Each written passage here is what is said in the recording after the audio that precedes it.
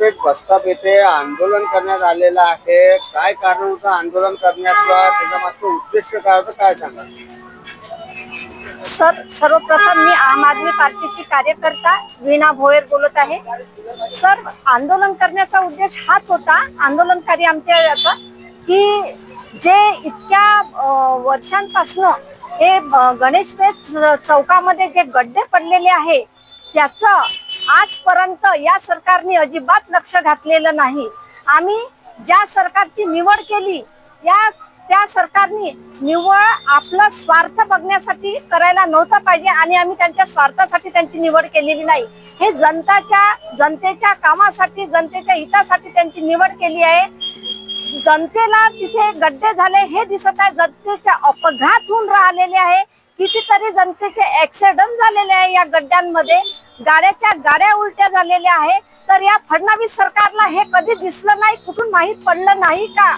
माझं एकच म्हणणं आहे फडणवीस सरकारला की हे जिथे जिथे गड्डे आहे तिथे तुम्ही विशेष लक्ष घालून हे जनतेने आंदोलन करण्याच्या आधी हे काम तुम्ही करायला पाहिजे। आम्हाला आंदोलनाची वेळ आणून पाडता, जेव्हा आम्ही आंदोलनकारी चौकामध्ये तुमच्या नावाने आरडाओरड करतो त्यावेळेस तुमचे डोळे उघडते। आमचं आंदोलन झाल्यानंतर यांनी गड्डे बुजवलेले आहे। हे गड्डे यांना आधी नाही दिसले का? मग एवढी भीती वाटते, एवढी आमच्या जनतेची भीती वाटते या फडणवीस सरकारला, या मुख्यमंत्र्याला, तर यांनी पहिले हे काम करायचं नव्हतं का? तिथे कितीतरीदा ऍक्सिडेंट झालेले आहे, कितीतरीदा लोकांचे प्राण सुद्धा गेलेले आहे, फ्रॅक्चर झालेले आहे, गाड्या तुटलेल्या आहे। त्याच्यानंतर आम्ही आंदोलन इथे केल्यानंतर यांना जाग आली आणि यांनी आपले कर्मचारी पाठवून इथे हे गड्डे बुजवण्याचं काम केलं। याच्या आधी ही सरकार झोपलेली होती का? आमच्या जनतेचं म्हणणं हे आहे की यांना निवडून दिलं तर झोपा घ्यायला निवडून दिलं की जनतेच्या सेवेसाठी निवडून दिलेलं आहे? जोपर्यंत ही फडणवीस सरकार असे जर काम करतील आणि असे शांत जर बसतील तर याच्यानंतर ही पण मग आम आदमी पार्टी आहे आणि आम आदमी पार्टीचे कार्यकर्ते एवढे तुफान आहे। केजरीवालने आम्हाला एकच शिकवलं आहे, झगडू नका, करू नका, पण आपल्या हक्काचं जे आहे ते यांच्यापासून छिनून मागून भांडून घ्या आणि ते आम्ही करणार।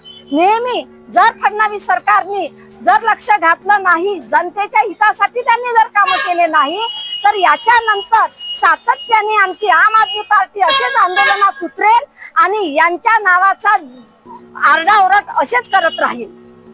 माझं कळकळीचं फडणवीस साहेबांना आमंत्रण आहे की तुम्ही जिथे जिथे हे गड्डे झालेले आहेत ते गड्डे बुजवायला पाहिजे। ही सरकार काय फक्त पैसे खाण्याची कामं करतात का? याच्यासाठी आम्ही जनतेने निवडून दिलेलं आहे का?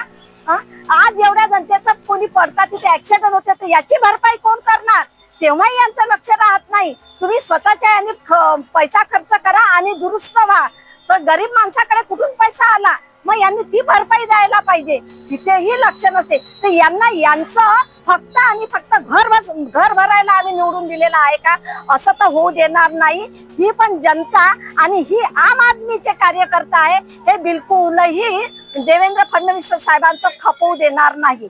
जर यांनी आता याच्यानंतर आंदोलन करायच्या आधी विशेष लक्ष जर घालून कामं पूर्ण केले नाही तर आम आदमीची जनता, आम आदमीचे कार्यकर्ते असेच सडकेवर उतरल आणि यांच्या नावाचा असाच आरडाओरड सुरू राहील।